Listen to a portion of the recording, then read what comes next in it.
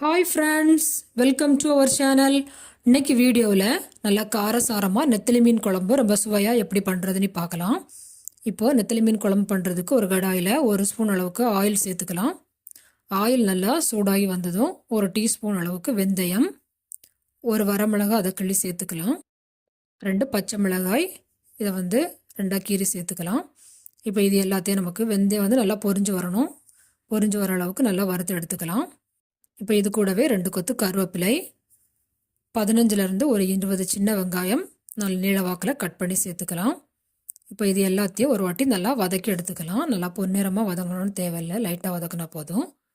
இப்போ பாருங்கள் வெங்காயம் நல்லா வதங்கி வந்துடுச்சு. இப்போ இது கூடவே 1/2 டீஸ்பூன் அளவுக்கு மஞ்சத்தூள், 2 தக்காளி சேர்த்து இதையும் நல்லா வதக்கி எடுத்துக்கலாம். பாருங்கள் இப்போ இது எல்லாமே நமக்கு நல்லா வதங்கி வந்துடுச்சு. இப்போ இது கூடவே ஒரு லெமன் சைஸ் அளவுக்கு புளி ஊற வச்சு இதை வடிகட்டி சேர்த்துக்கலாம்.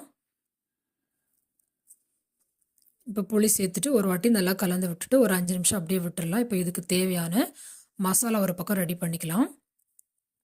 தேங்காய் நமக்கு தேவையான அளவு தேங்காய், 1 டீஸ்பூன் ஜீரகம், ஒரு 5லேருந்து 6 சின்ன வெங்காயம்,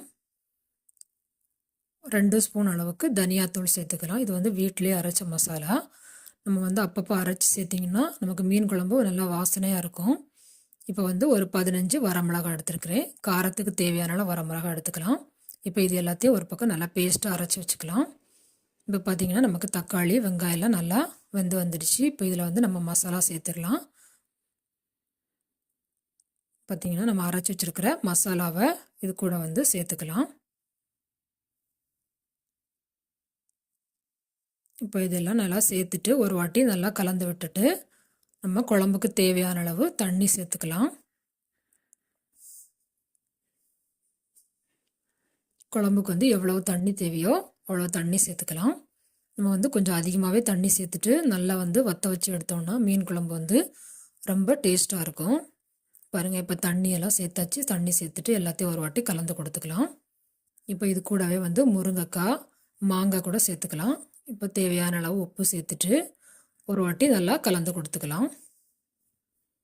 இப்போ பார்த்திங்கன்னா குழம்பு நல்லா நம்ம ஒரு 15லேருந்து ஒரு 20 நிமிஷம் நல்லா சுண்டி வர அளவுக்கு நம்ம வற்ற வச்சு எடுத்துக்கணும். இப்போ பார்த்திங்கன்னா குழம்பு நல்லா கொதிச்சு வந்துடுச்சு.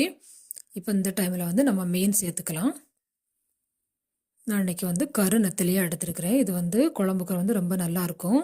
நம்ம வெள்ளை நெத்திலி பார்த்திங்கன்னா நமக்கு குழம்புக்கு ரொம்ப டேஸ்ட் இருக்காது. நம்ம கரு நெத்திலி தான் குழம்புக்கு நல்லா டேஸ்ட் கொடுக்கும். இப்போ பார்த்திங்கன்னா மீன் சேர்த்துட்டு ஒரு வாட்டி நல்லா கலந்து கொடுத்துக்கலாம்.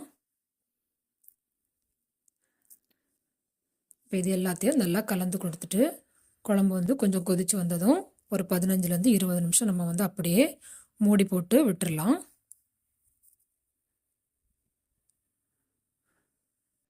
பாருங்கள், இப்போ நமக்கு நல்லா குழம்பு கொதிச்சு வந்துடுச்சு. இப்போ இதை ஒரு மூடி போட்டு ஒரு 20 நிமிஷம் நம்ம அப்படியே சுண்ட அளவுக்கு வற்ற வச்சு எடுத்துக்கலாம்.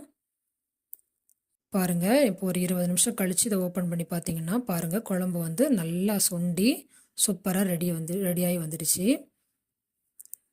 குழம்பு பார்த்திங்கன்னா ரொம்ப டேஸ்ட்டாக இருக்கும். அந்த குழம்பு நெத்திலி மீன் குழம்பு